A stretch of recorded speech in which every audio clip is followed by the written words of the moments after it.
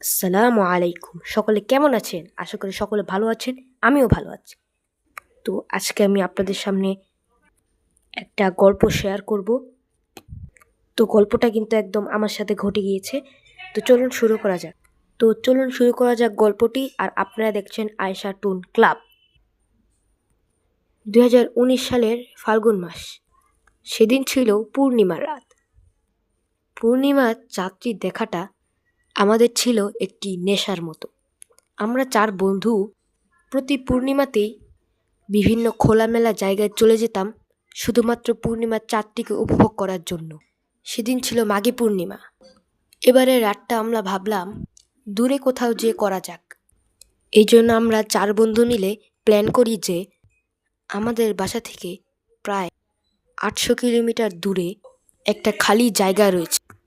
আমাদের backpack ready করা ছিল। আমরা সবাই একত্র হই, এরপর কথাবার্তা বলি, হালকা নাস্তা করি। রাত তখন 9টা। আমরা কিভাবে সেখানে যাওয়া যায় এই প্ল্যান করতে করতে রাত 9:30টার মতো বেজে যায়। আমরা এক বন্ধুর গাড়ি দিয়ে সেখানে রওনা দিই। ফ্যামিলিগতভাবে ওরা একটু সচ্ছল। আমরাও যে সচ্ছল না তেমনটা নয়, কিন্তু আমাদের তুলনায় সে একটু সচ্ছল। ও একদিন বলেছিল ওর বাপদাদারা জমিদার ছিল। তারই ধারাবাহিকতায় ওরা ধনী। ওর বাবা কোনো কাজ করে না, ওর দাদার সম্পত্তি দিয়েই ওরা চলে। গাড়িটাও ওর দাদার। সে হিসেবে গাড়িটিও বেশ পুরনো। এত পুরনো গাড়ি দিয়ে এত দূর যাওয়াটা চারটেখানি বিষয় নয়। রাস্তাঘাট খুবই খারাপ, তবে রাস্তায় যানজট না থাকলে বেশি সময় লাগে না। সেই জায়গায় যেখানে আমরা যাচ্ছি তার সম্পর্কে আমরা বেশি কিছু জানি না। আমাদের কেউ সেখানে কখনো যায়ওনি। একটা অচেনা জায়গায় যাওয়ার সিদ্ধান্ত নিয়েছি আমরা। পিচ ঢালা রাস্তা দিয়ে চলল গাড়ি। রাস্তায় ছিল প্রচুর যানজট। পৌঁছতে পৌঁছতে রাত 12টার মতো বেজে যায়। সেখানে আমরা যেয়ে দেখি কেউ নেই। খোলা এক বিশাল প্রান্তর। একপাশে বিশাল নদী। নদীর ওপারে জঙ্গল ভালোভাবে দেখা যাচ্ছে না। আশেপাশে কোনো বাড়িও নেই। চারদিক শুনশান, নিস্তব্ধ। ঝিঝি পোকা আর কোলা ব্যাঙের শব্দ চারদিকে ভাসছে।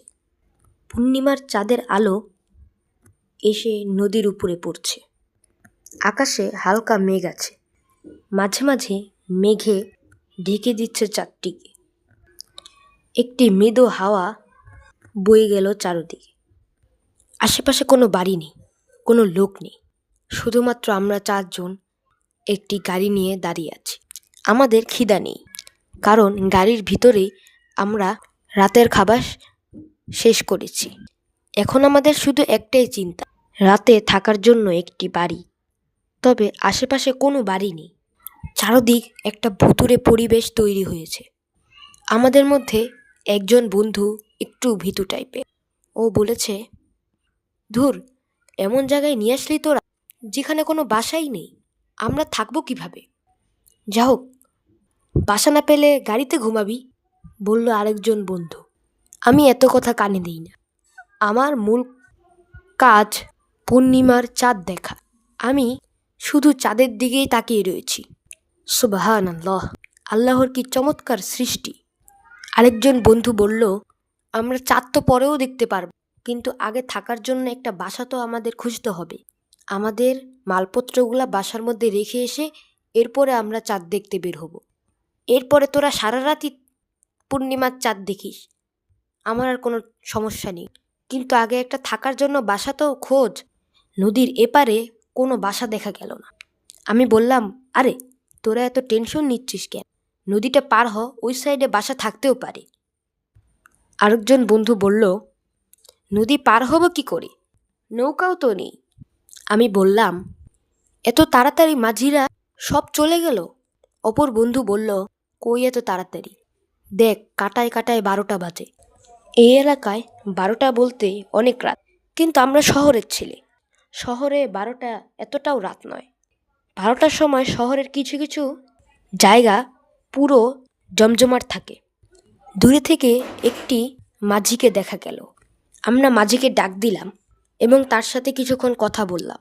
মাঝিকে জিজ্ঞেস করলাম যে আশেপাশে কি কোনো বাসা আছে। মাঝি বলল, না, আশেপাশে কোনো বাসা নেই, আর এই জায়গাটা এমনিতেও ভালো না। নদীর এপারের মানুষ বলে নদীর ওপারে নাকি একটা বাসা আছে, কিন্তু সেটা খুব পুরনো। সে বাসায় নাকি গত কয়েকশো বছরে কেউ থাকে না। অনেক লোকে বলে সে বাসা থেকে নাকি রাত্রেবেলা আজব আজব শব্দ ভেসে আসে। কিন্তু আমরা হচ্ছি শহরের ছেলে, আমরা এসব পাত্তা দেই না। আমরা মাঝির কথা পরোয়া না করে মাঝিকে নদী পার করে দিতে বললাম। মাঝি আমাদের নদী পার করে দিল। তবে মাঝি একটি কথা বলল, আপনারা যান, আমি আর এখানে যাব না, আমি আপনাদের দিয়ে দ্রুত চলে যাব। মাঝি আমাদেরকে এপারে নামিয়ে দ্রুত সেখান থেকে চলে গেলেন। আমরা ভাবলাম, কী রে, কী সমস্যা, একটা বাড়িতে কী বা থাকতে পারে।